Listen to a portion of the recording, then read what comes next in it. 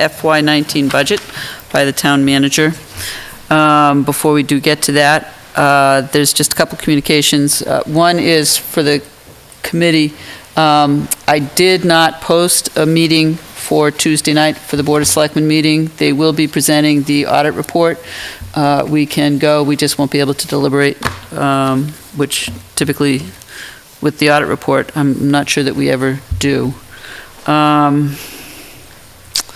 I do apologize for not catching that. There were no public notices downstairs in the mailbox, so there's nothing to report from there. Does anyone on the committee have anything that they wanted to bring up? Nothing at this time. Okay, well then we'll just go right to Heather. Thank you. So, I'm sorry, Heather, I don't mean to interrupt, but it just occurred to me that I did not announce that this meeting is being recorded, and it is being presented live over the Channel 8, and will also be available on the YouTube channel for Lunenburg Public Access. Got to get the legal out of the way, so okay. Thank you. So I'll proceed with my recommendation for the FY19 budget. Some disclaimers to start off with for the budget. The recommendation still contains a number of assumptions. Some assumptions will firm up as we get closer to town meeting. State aid and state assessments include the governor's budget proposal. New growth is estimated at $375,000. Insurance renewals have not been received yet. They're received around March and include a 8% increase for health insurance. The sewer and PAC have when doing this performance, so your packet may indicate we hadn't received their budgets, but we have received the sewer budgets. They approved it this week. But the overall effect is a net zero effect on the budget for sewer and PAC. The Monitech assessment assumes a 3.5% increase, and the snow and ice deficit is yet to be known for FY18, so that will need to be funded at the town meeting. The 10-year historical average for snow and ice is $362,530. The FY18 appropriation is $275,720, leaving a variance of $86,810 based on the 10-year average. Last year, the deficit was $166,000. So preparing the FY19 recommendation, the goal was to create a balanced budget that funds operating budgets at a reasonable level and addresses the town's need for increased public safety services. The use of free cash was not used on operating budget expenses and was used per the town's financial policies. The breakdown of use of free cash is as follows: $100,000 towards OPEB liability costs, which is per our policy at least 10% of the certified free cash of the previous fiscal year. It funds $222,477 towards capital items. It designates $87,000 to be deposited into the regular stabilization account, which will be per the policy of 5% of the omnibus budget. It includes depositing $100,000 into the special purpose stabilization account for upcoming large projects, and designates $93,259 towards the end-of-year snow and ice deficit, leaving a balance of $191,150 to fall towards next year's free cash. The recommendation includes funding to cover all contractual salary increases, and it reflects level services with some exceptions. It meets the town's financial policies, and it's a balanced budget based on use of recurring revenues for operating costs, meaning there's no use of free cash or a draw on stabilization for the operating budget. Some challenges for the FY19 budget were on the revenue side. The state aid figure, using the governor's proposal, was only a 0.68% increase over the fiscal 18 state aid number. On the expenditure side, the assumptions being used for health insurance, liability, workers' comp, injured on duty insurances, their estimates, and the Monitech assessment is forthcoming. and the budgets that have not been received are estimates for PAC, but do not affect the overall budget since they have independent funding sources. So looking at the projected revenues, there are 4 sources of revenue for the town, and they include property tax, state aid money, local receipts, and other available funds. Property tax includes residential, commercial, industrial, and personal property tax. State aid includes Chapter 70 public elementary and secondary school funding, unrestricted general government aid, among other categories. Local receipts include motor vehicle excise, penalties and interest collected by the tax collector, fees from various permits and licenses by different departments, ambulance fees, solar net metering payments, fines, and local option meals tax.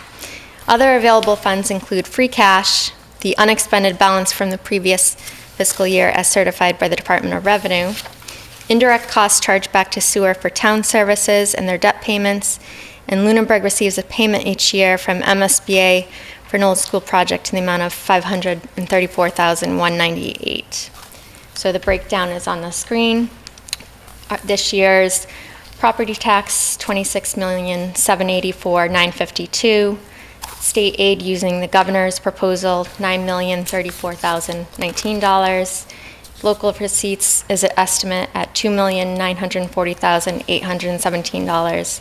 And other available funds for $2,720,648 for a total of $41,480,436. This chart just shows a breakdown of the revenue source by percentage. Property taxes are the largest single revenue source at approximately 65% of our total revenues. State aid is our second largest revenue source at 22% of our total revenues, and local receipts is 7%, and available funds make up 6% of the total revenue available.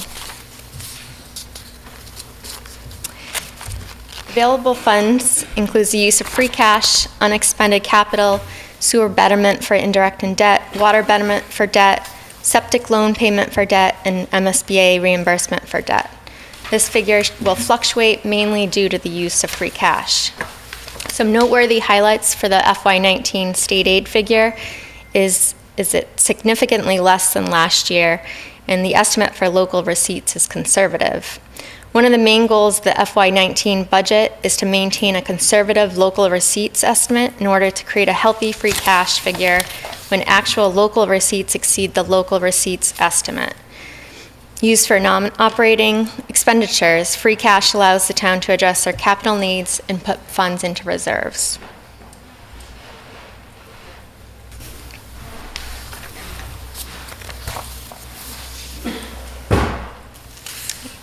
The slide shows a breakdown of the property tax. So you start off using the prior year base, which was $23,087,668.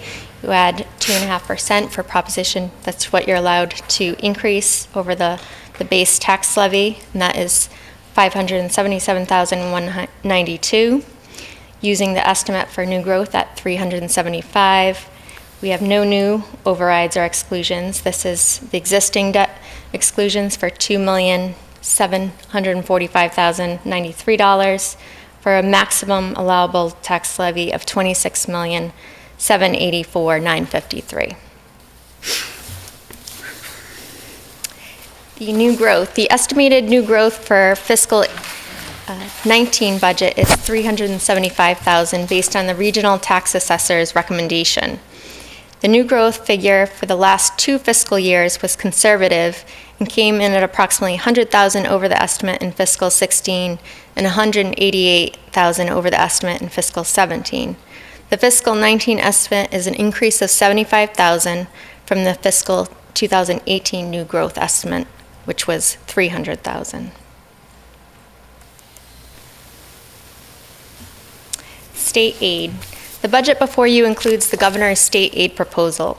The budget proposal provides for an additional $221,669 in Chapter 70 funds, which is a 3% increase, an additional $36,975 in unrestricted general government aid, which is a 3.5% increase, for a total estimate for fiscal 19 of $9,034,019, which is a 0.68 increase over fiscal 18. This is mainly due to decreased amounts in other cherry sheet numbers such as veterans benefits, state-owned land, and smart growth reimbursement. Because funding for 40S, which is smart growth funding, only is given to two communities in Mass, Lunenburg and Lakeville, I've included it in the state aid revenue on the school expenditure side with the stipulation it be removed if it's not in the state aid final budget. Last year, 40S funding was $119,257, and the governor's proposal this year is for $17,686.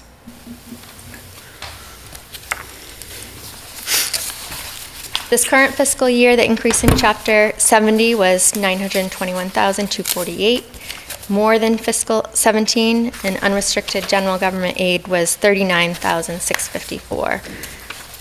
The governor's proposal in Chapter 70, like I said, is $221,669 more than fiscal 18, and unrestricted government aid at $36,975. This just is a history of the breakdown of state aid. It shows unrestricted general government aid, the UGGA, and Chapter 70, which is funding for schools. The local receipts estimate increased $73,649, or 2.57% from fiscal 18 to 19. And this includes motor vehicle excise tax, licenses, permits, fees, fines, and investment income. And these can be elastic revenues. They fluctuate with the economy. So that's another reason to keep them conservative. The local receipts estimate for fiscal 18 is fiscal 19 is 2.5% higher than the fiscal 17 motor vehicle excise, and all the estimates are 2% higher than the previous fiscal year.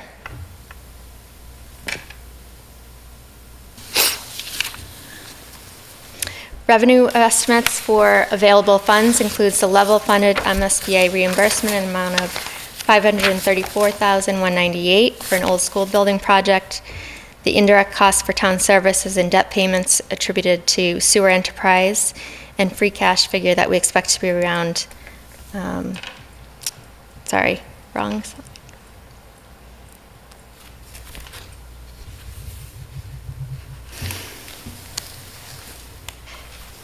So let me rephrase that. The water and sewer betterments are included in the available fund source, and the indirect costs from the sewer enterprise fund, and the borrowing for the new ladder truck, and the use of prior year unexpended articles for capital, which is $54,478. The free cash available for appropriation used to offset capital, OPEB, regular stabilization, and will be transferred to the special purpose stabilization account.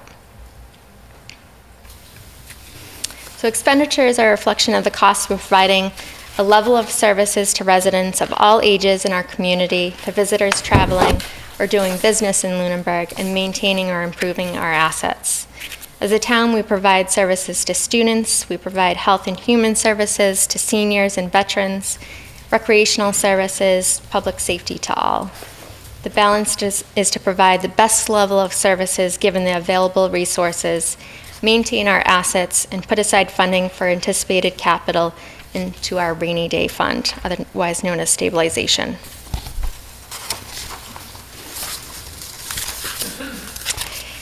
Outside of the cost of providing services for the town, other expenditures include retirement assessments, cherry sheet offset charges, allowance for abatements, sewer enterprise fund, solid waste disposal enterprise fund, and other warrant articles with a financial impact, which will include stabilization, special purpose stabilization, the OPEB trust fund, and capital plan.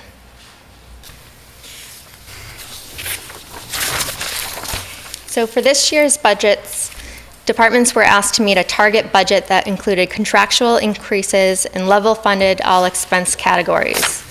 For any requests above the target budget, departments were directed to provide a justification, such as the effect on town services, if the increase would generate revenues, or address a need for increased service levels. The column on the left highlights major above target requests. My budget proposal is to fund the $16,000 and above target requests for general government, with the additional hours for the assistant collector, an increase in software maintenance cost, and an additional election cost for the town clerk.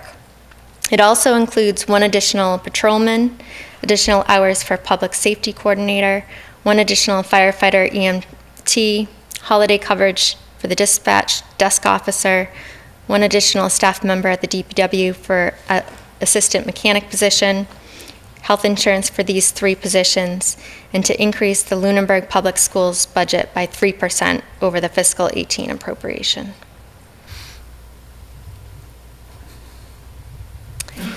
This slide is just to show, to highlight utilities. We've had some savings in fuel and internet costs, approximately $15,000 for fiscal 19, and level funding for electricity and heating fuel budgets. The net metering credits have begun to appear, but we are remaining conservative until we have a full year of data on the net metering credits. It is highly likely that the electricity line item will be reduced significantly for the fiscal 20 budget.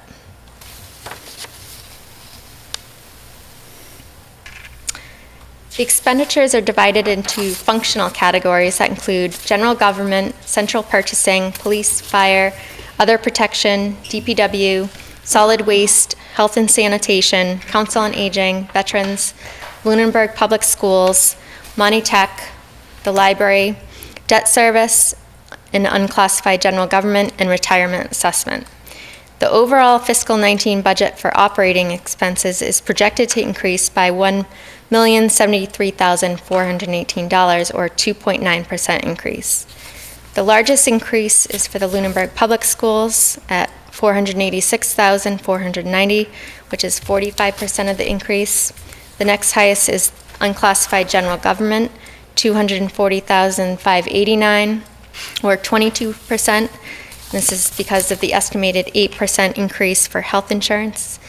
And Worcester County retirement assessment is $114,832, an increase, or 11% of that total increase. Police is $113,407, or 11% of the increase. Fire is $112,497,000, or 10% of the increase. Something noteworthy also is the debt service is decreasing by $142,385. So non-appropriated expenses include cherry sheet charges, cherry sheet offsets, funds for the overlay, and tax title. The cherry sheet charges and cherry sheet offsets are based on the governor's budget proposal and indicate a decrease in assessed amounts. We will watch them closely in the House and Senate budget proposals to see if they fluctuate. The tax title account is recommended to be increased by $2,500 to address the cost to put additional tax title properties through the tax title process.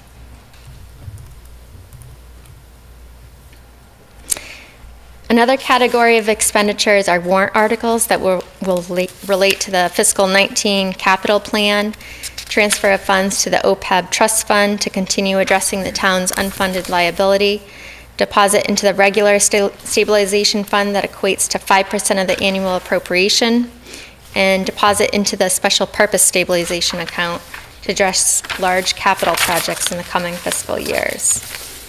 The recommendation is to use free cash for a portion of the capital plan, transfer $100,000 of free cash into the OPEB trust fund, $100,000 into the special purpose stabilization fund, and an estimated $87,000 into the regular stabilization account.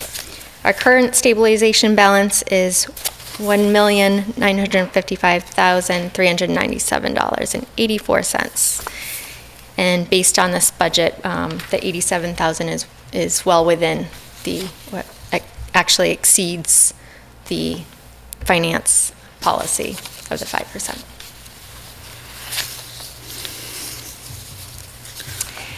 This recommendation includes funding for all the priority recommendations of the Capital Planning Committee. The Capital Planning Committee received a total of $2,342,214 in capital requests from the departments. I would recommend we proceed with the priority requests that will be funded through a combination of tax revenue, free cash, unexpended capital from previous projects, and a vote to borrow a portion of the cost of the fire department's ladder truck request as follows. Use $222,477 of free cash, raise and appropriate $643,259, transfer a balance of $54,478 from unexpended capital, and borrow the remainder of $535,000 for the ladder truck. So that will address all of the capital requests and funding for the ladder truck.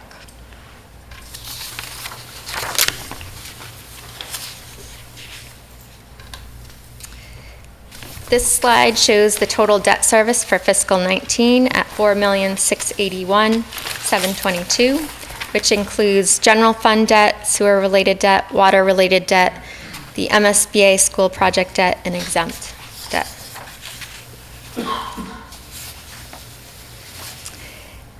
So this slide shows the two borrowing schedules, a 5-year note and a 10-year note for the ladder truck. The preliminary budget proposal recommends borrowing a total of $535,000 towards the purchase of the truck.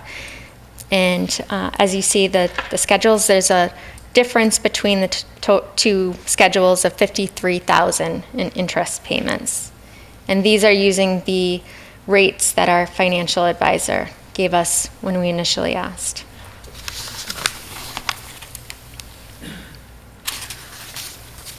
This slide shows our current debt schedule without adding any new debt. If town meeting authorizes the borrowing for the ladder truck in May, we will not need to borrow the funds until the latter part of fiscal 19, which means principal and interest payments will begin in fiscal 2020. If we look at our current debt schedule and how it aligns with our debt policy that limits our non-exempt borrowing to 4% of our tax levy, and exempt, non-exempt borrowing combined to no more than 14% of our tax levy, we are currently below the limit per our financial policy, which is more stringent than state law. Fiscal 18 is the last payment for the dump truck in the amount of $111,384, and fiscal 19 is the last payment for engine 1 and the lane property, totaling $142,270. And our interest payments will decline by $10,000 in fiscal 19 and another $10,000 in fiscal 20.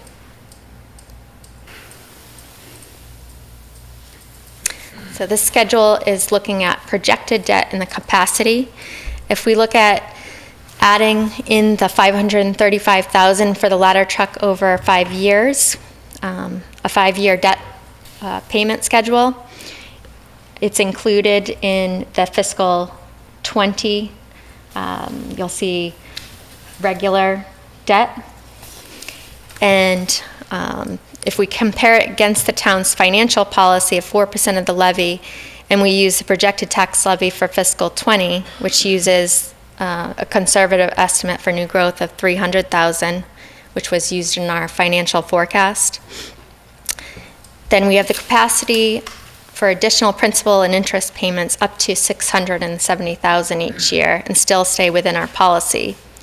So the schedule before you includes the payment for the ladder truck, so $670 minus that payment amount.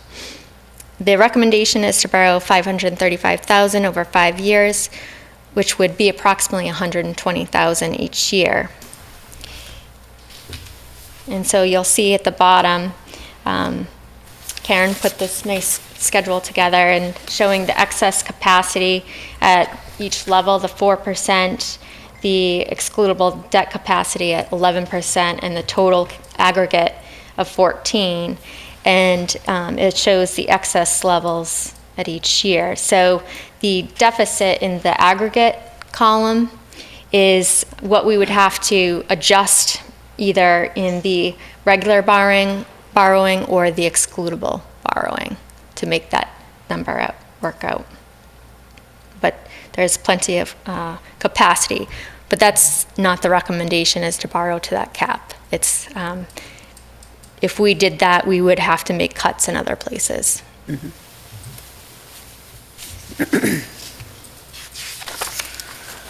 So the expenditures for the general government unclassified, the insurance estimates, like I said, are an 8% increase for health, and the liability, police, fire, injured on duty, and workers' comp estimate is 7% over the fiscal 18 actuals.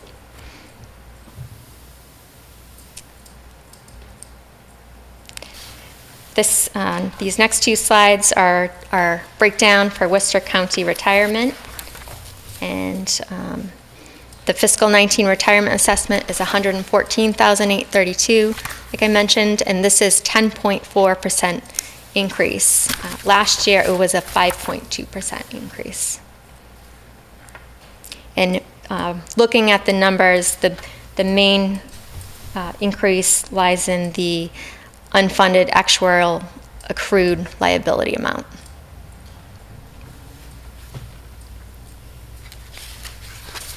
The fiscal 19 budget recommendation reflects requests to meet the service needs for various departments. It includes one additional police officer and one additional firefighter EMT and all associated costs. It includes additional hours for the public safety coordinator and holiday coverage for the desk officer.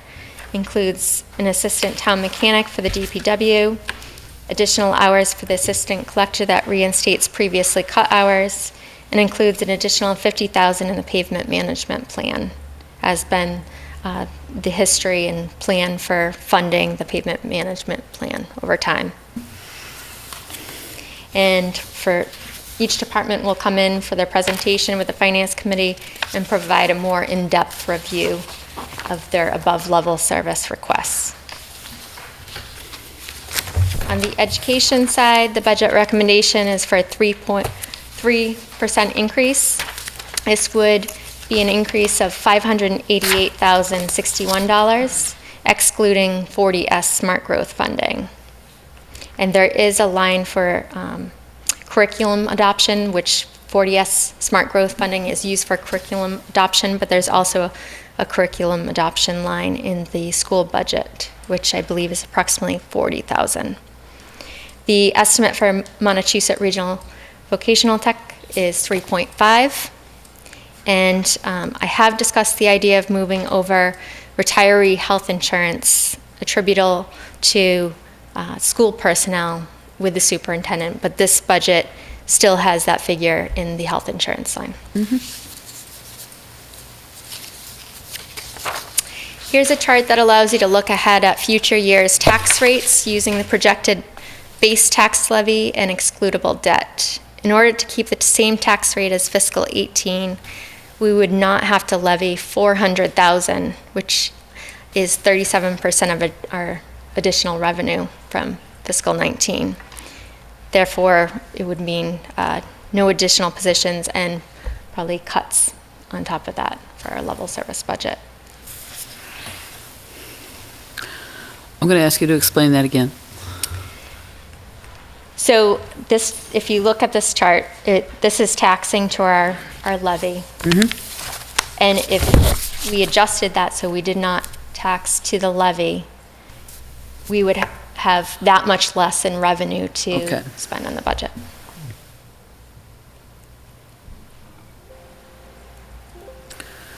But because we are taxing to the levy, that's why we are not seeing those cuts. So, okay. So to conclude, this budget fully funds all contractual obligations and increased costs for non-personnel related expenditures. It's a balanced budget based on the use of recurring revenues for operating costs. There's no draw on the stabilization fund or free cash for operating expenses. And it maintains level services at the fiscal 19 level with 3 additional town employees. The recommended budget does not fully meet the service needs requested by the department heads. Budget leaves a surplus of free cash in order to maintain a healthy free cash level in fiscal 20 for capital, stabilization, and OPEB. And the recommendation is to set aside approximately $93,000 to address unknown snow and ice deficit that we will need to fund at the annual town meeting. And it includes the governor's budget proposal for state aid, which are subject to change. So the next step, the Finance Committee will begin their review of budgets beginning next Thursday. A budget from the House and Ways Means Committee will be submitted at the end of April. The Senate budget will be released at the end of May. Town meeting is May 5th. The election is May 19th. The Conference Committee for the state meets around by June 30th. They'll finalize a budget, which a final state aid figure will be released by July. Okay. You might want to take a drink of water before we hit you with questions. Don't go too far, though.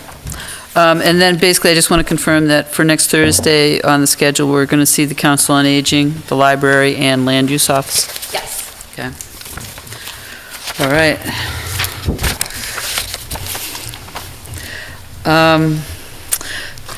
I'm going to first ask the question because the last time that I was here, because I know I missed a meeting.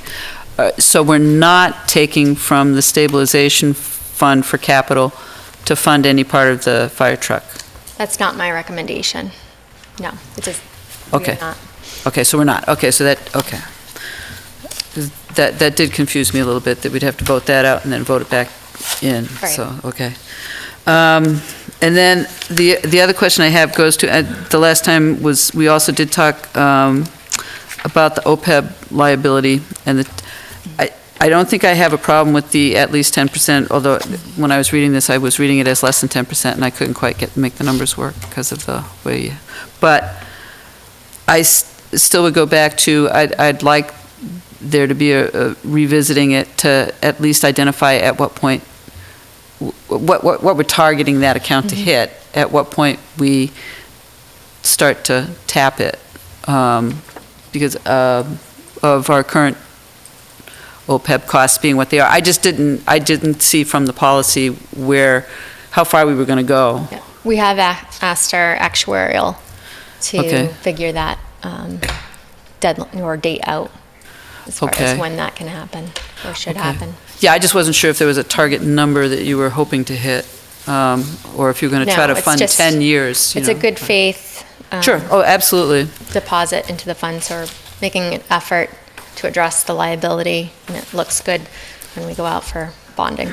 Absolutely. No, I don't, like I said, I don't have a problem with it. That was my only question with the policy, was around because at some point, given that 62% of our health insurance is going to retiree health now, that, like, at what point will it tip to, that we're going to say, okay, let's put less in the OPEB because we, but obviously not yet, not for a long time.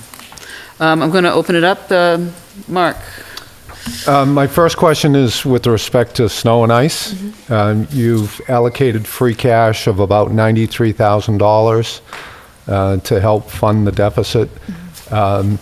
I understand we've overspent this year. Do we need to vote to authorize deficit spending is the first question.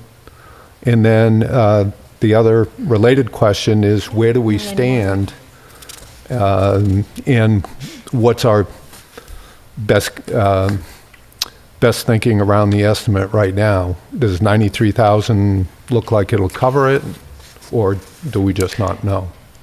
It's a wait and see. I think DPW director could agree that it all depends on the next, when that season ends.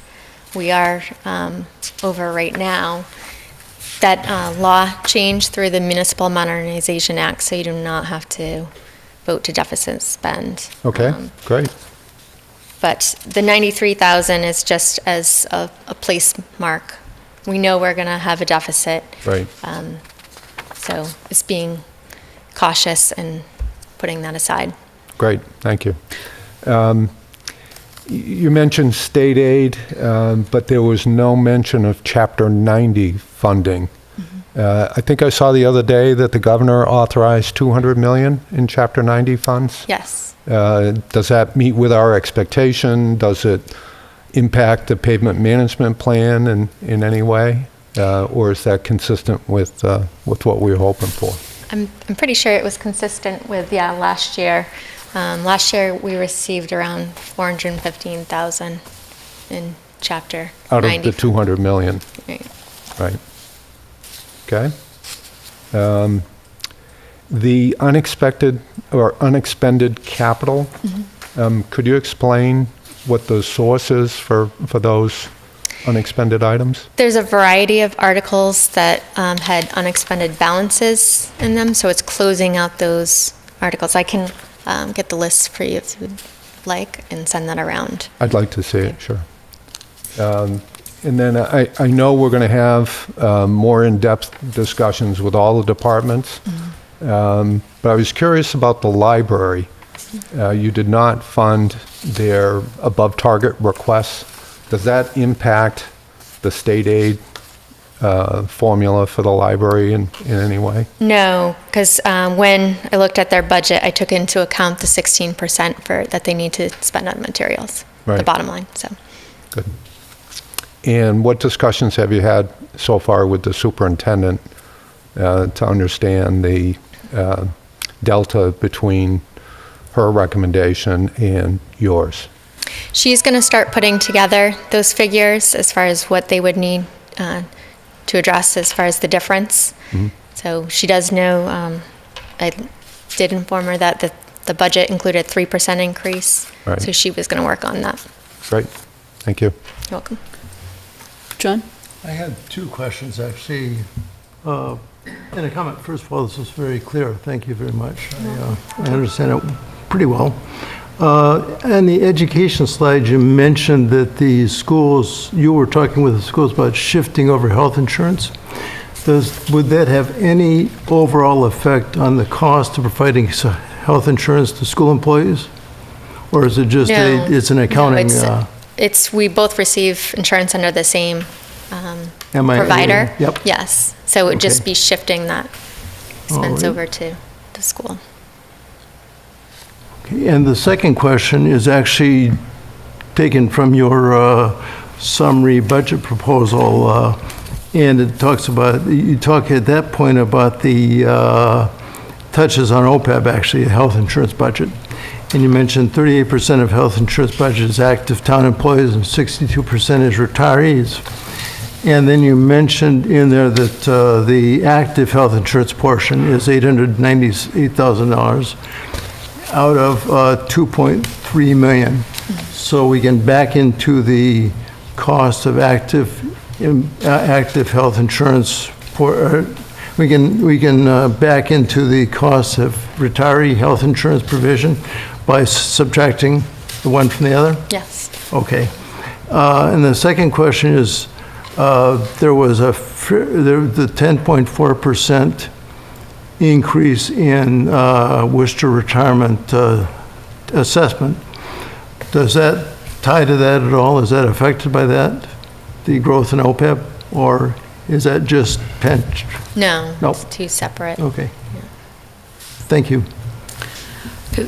General health, you had mentioned that it was 100,000, somewhere in the vicinity. You're looking at an 8% increase, but on the Yes. line on the omnibus budget, it looks like it's higher than 10%. So I wasn't sure if that was an increase in use, but I'm in the actual document. Where are you looking? I'm looking on this page. The projected.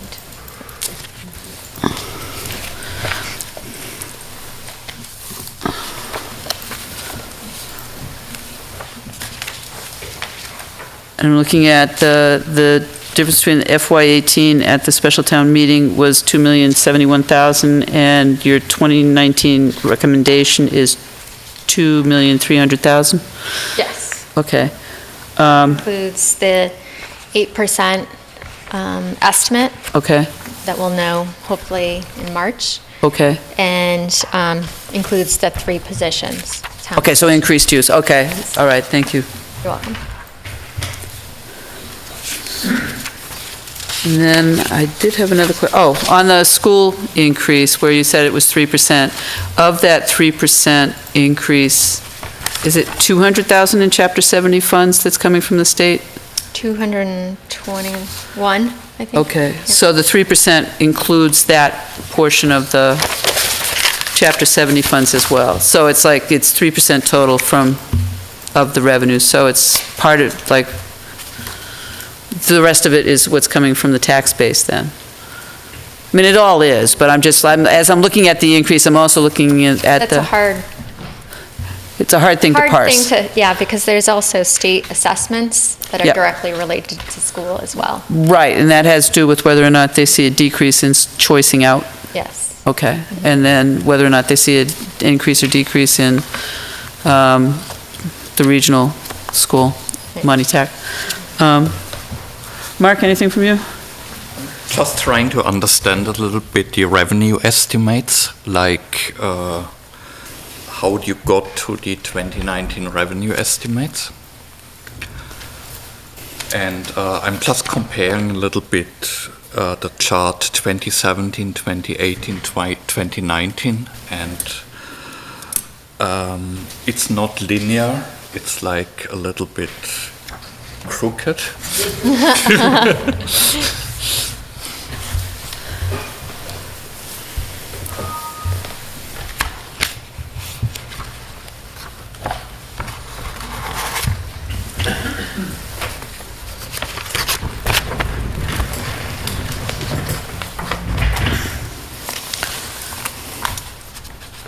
So which, were you looking at one of the slides? At that one.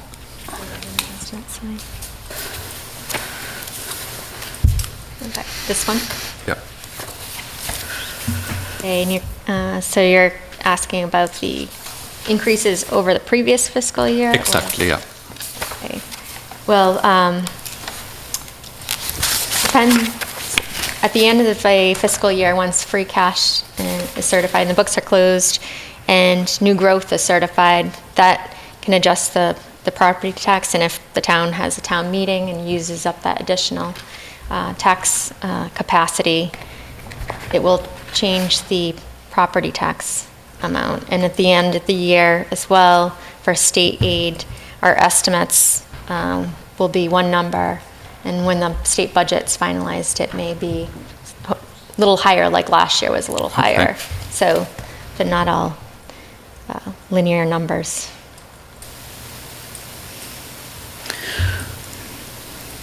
Okay, and local receipts was a conservative estimate, if I understood you correctly. I'm sorry? Right, yeah, the local receipts are a conservative estimate. Yes. Yeah. Yes. Yeah, that's all. Hannah, anything? No questions from you? Okay, anyone from the public have any questions? Dave?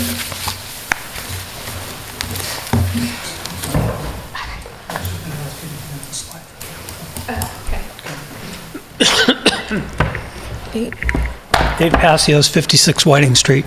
I just wanted clarification on the capital spending budget. There was one item, from my understanding, at the bottom of the list that was not recommended by the committee, and I'm wondering if that was put back in or if that item is still out for DPW. No, all the ones in there are what the committee recommended. If I'm not mistaken, if we could see the slide, there's two trucks at the bottom of the list. Yes.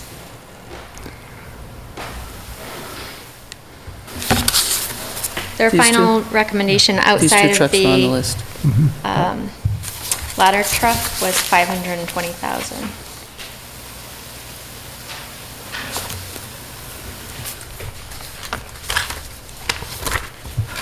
Was your question whether there was just one Ford pickup requested? That's correct. Yeah. It was my understanding at the end of the final meeting with the capital planning committee that they had voted to pass that over for this year. I'm not sure if that changed, and I just wanted clarification. Well, if I may, as I recall, our discussion was that we, at one point, thought we were going to shift the second pickup truck to next year because we recall Jack's presentation where the first pickup truck was to replace a 2005 wasn't a vehicle, and the second was to replace a slightly newer vehicle. And the first go-round, we thought we would, exactly what you said, not include the second pickup truck. When it became clear that we had the resources for it, we decided to include it in the list and put it as I think what Damon called a button item, which is it's on the button, and if something changed, it could be moved away to a subsequent year. Okay, so ultimately, the final decision was to leave it on the list. Ultimately, the final decision was to include it in the list. Okay, thank you. And Dave, that's what was reflected on the presentation to this committee. I know it was on the list, but I was still of the understanding, I may have missed the conversation that Right. was decided. Actually, the person was second. And if I recall, another reason that it was left on the list was because next year there's a large item at the DPW as well. Good on point. the capital plan. Good point, yep. Okay, actually, the last question that I have for tonight, because I know we have weeks and weeks and weeks that we can have more. Solid Waste Disposal Enterprise Fund, is that self-funding? Yes. Oh, fully? Well, no, I'm sorry. So there is an appropriation on the town side.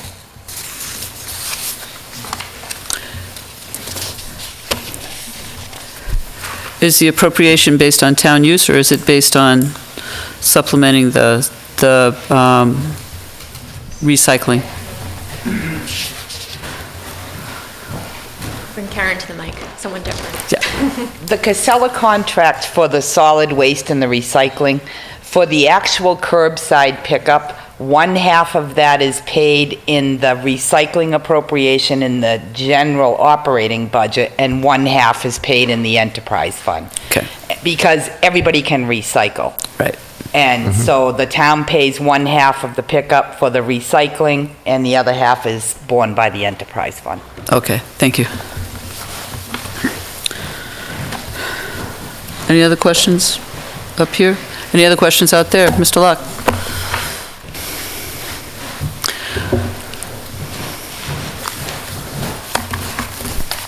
Good evening, Carl Luck, 50 Sunset Lane. On the schools, I got a little confused.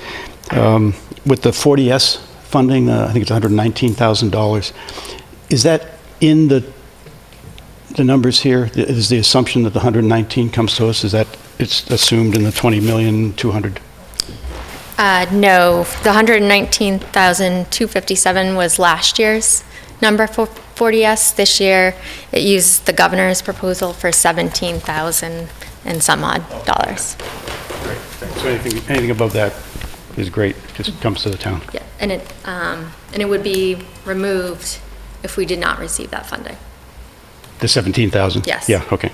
It's just, okay, great, thank you.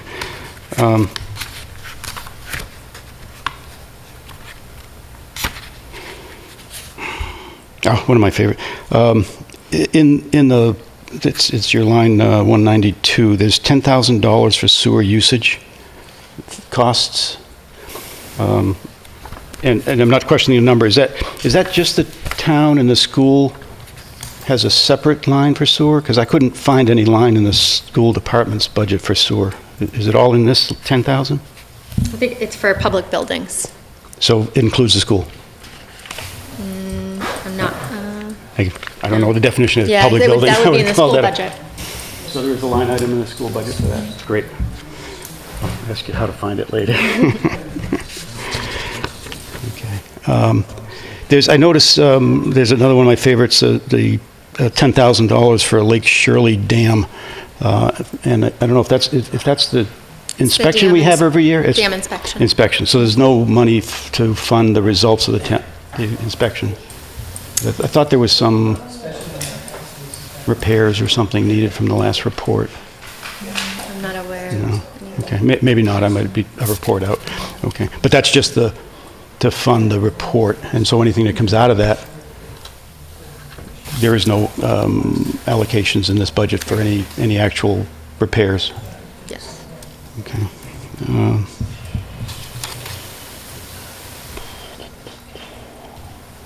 On the liability, does that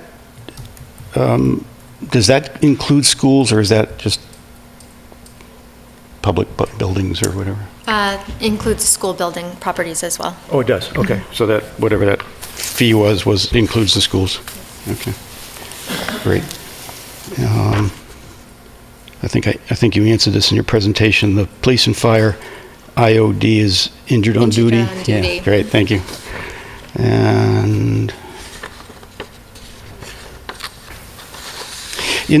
on the revenue side, I think it was on one of the charts you had up here, or in the body, it talks about a revenue from sewer of 76,628, and I'm not sure that That's the number is indirect costs. okay, and that's different than the number we had, Karen. No, it's the same.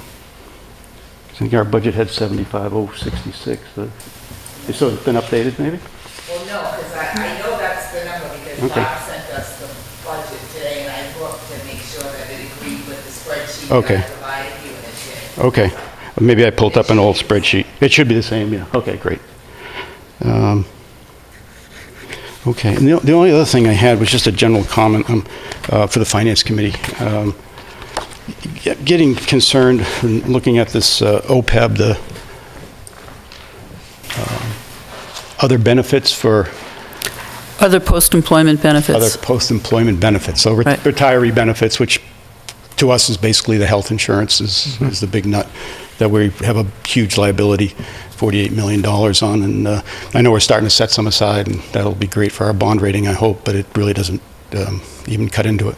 What I'm concerned about is we're only adding 3 people this year here. I don't know what the school might be adding.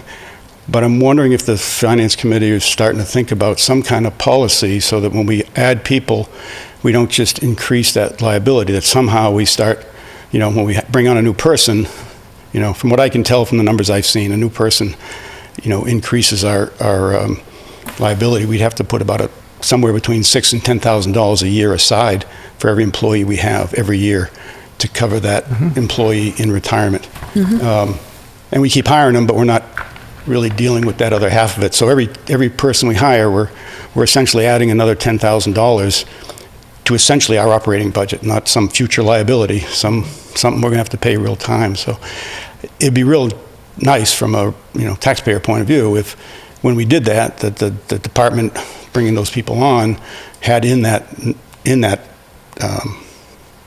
request for a person some allocation that we could then put into that fund that we're setting up every year, just to do a little bit better than the $100,000 and really start, having the people who are bringing people in start to bear some of that burden for that future cost real time when they're making that decision. So I just requested to consider some kind of a policy that we would have that would bring some of that in real time, so that some of those costs are paid as you go and not put off till the future. Thank you. Thank you. No other comments, no other questions, I do want to say thank you. It was very, very nice presentation. It definitely felt much better than last year, I'm sure, for you too. Yes, thank you very much. It was well done. Yep. And we will look forward to hearing from the departments. Again, we'll be starting next week with the Council on Aging, the Library, and the Land Use. And then the following week, we'll have Fire and Police on tap. And we'll go from there. I'm going to assume that unless we have snow days, we shouldn't see a change in the schedule. You're pretty confident that we're all wrapped up with Monty Tac and everybody? Very good. All right. Thank you very much. You have nothing else to report to us tonight. Is that correct? Mrs. Brochu, anything to, no, you're done. Okay. Then Jay's not here, so I won't ask about minutes. Do we have any committee or department updates that anybody wanted to bring forward? Not for me. No? Okay. Then our next meeting for people who want to come to hear the presentation of the audit report, that's going to be Tuesday night with the Board of Selectmen. Again, we will not meet. I will not be available. Okay.